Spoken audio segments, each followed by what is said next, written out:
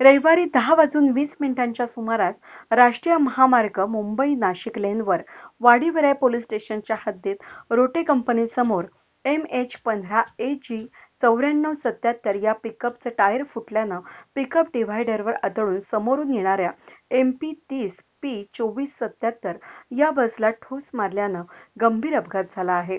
या अपघातात पिकअपचा चालक किरण बडे हा मयत झाला असून सोबत असलेला संदीप केकरे हा गंभीर जखमी झाला आहे. जखमीस तात्काळ नरेंद्र महाराज अँब्युलन्सनं नाशिक ग्रामीण रुग्णालयात पाठवण्यात आलं आहे.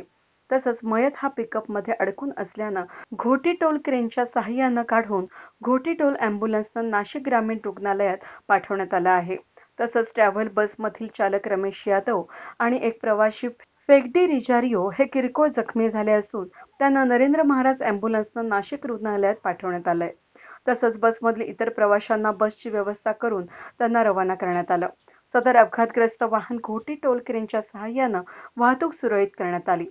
अपघाताची माहिती वाडीवराई पोलीस स्टेशनचे HSP मुंबई ठाणे नाशिक कंट्रोल रूमला देण्यात आली. या अपघाताची माहिती मिळताच सहाय्यक पोलीस निरीक्षक अमोल वालझाडे यांच्या मार्गदर्शनाखाली सहाय्यक पोलीस उपनिरीक्षक संजय पवार, पोलीस हवालदार संजय श्रीसागर, सुनील खताळ, पोलीस जितेंद्र विटकर, निंबा पाटील, जगदीश जाधव यांनी तात्काळ घटनास्थळी जाऊन मदत केली. वेद न्यूजसाठी व्हिडिओ जर्नलिस्ट स्वप्नील पुरोहित, इगतपुरी.